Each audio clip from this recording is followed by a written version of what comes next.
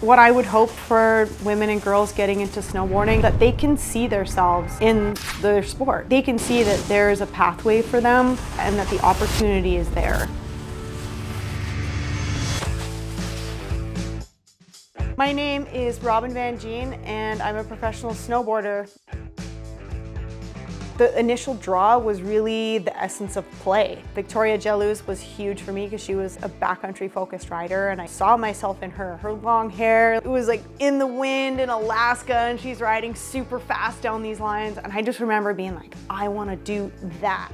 I think something about the backcountry, there's just kind of like a freedom feel of it. Competition snowboarding is slope style, half pipe, rails, big air, the stuff that you see in the Olympics, whereas backcountry is more of an unorganized way to snowboard. It wasn't really something that riders did. It was more of like go into the contest scene, conquer that, and then the backcountry snowboarding comes later. But I guess I just kind of took a different path. All right, I'm gonna take you to my backyard oasis, the Shred Shed.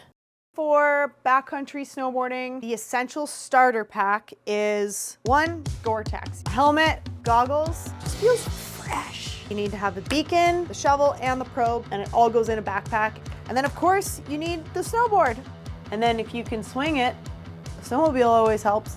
It's a lot of gear. There was a span of 3 years' time where I was filming for Full Moon. I had like a breakout video part, and then I went on to film in a Travis Rice movie called Depth Perception the next year, and I was winning awards every year, and then it all kind of accumulated into the Natural Selection, which is a freestyle backcountry contest, and I ended up winning the tour in its inaugural year. This was a career highlight for sure. Research and Development, or R&D, is a women's backcountry freestyle contest. We invite 12 to 16 riders to compete for a spot on the Natural Selection tour. It was created out of a deep desire to have equality between men and women on the Natural Selection tour. There was half the amount of women as men. I was pushing really hard for equal parts men and women, and the pushback was, no, we'd have to take space from the men to be able to do that. And I'm kind of going, well, yeah, I was not willing to be bulldozed. The best advice that a woman has ever given me is to own my space. When we're pushy and bossy, we could be labeled as bitchy, and it's not that. It's just that we're asking for what we want and need. I have no shame in doing that. I kind of love making trouble.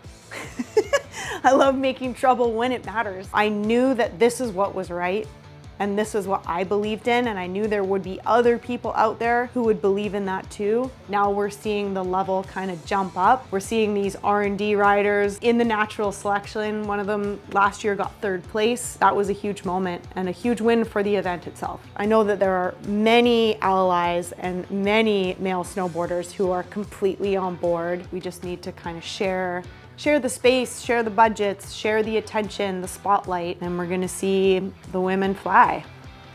An interesting development, the NST hosts what's called a super session for selected riders to compete for a spot at Natural Selection. And this year, R&D is going to be the super session. Our event just got elevated, which I'm pumped on.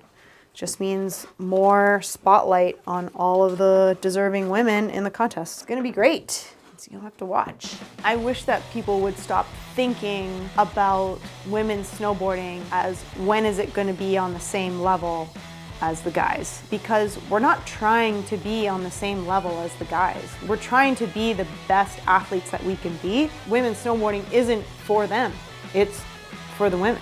I feel like the women are so hardcore because they're doing all of this with periods, children, without opportunity, all of the insecurities they have about just being a woman in sport, and then seeing them still break barriers. I mean, to me, it's incredible. Actually, this is cool. I'm gonna show you the vest for this year for the competitors for R&D.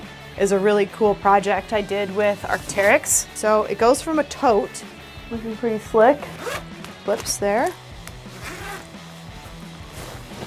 and then it turns into a vest. Like this, make it tight. And these are all made out of old jackets that came back to Arc'teryx that weren't fixable, and then it turns back into a tote. pretty great. It's such a fun and rewarding event for me, and hopefully the women feel like that too. The perception of snowboarding is that we do it alone, but in actuality, it's so much a team sport. It's so much about supporting each other. My journey in snowboarding has always come with mentorship. I really looked up to the women who I ride with now, whether it's Hannah Beeman or Leanne Pelosi. Tara Dikitis was huge. They taught me everything that I know. I am here today because they did that for me. That's what I would really hope for young girls and women, is just to have access to that elite level and be able to like look at an athlete and be like, I want to be that, and then be able to go do it and have the pathways to get them there. Lots of filmmaking happening in snowboarding. I end up on the production side of that pretty often. You know, for athletes, we think about the span of an athlete's life being like, okay, you start your sport and then you get better at it, and there's like personal goal, and then there's like mentorship and leadership, and then you're done. But really, you don't have to be done ever. You can just work in the industry in any capacity and choose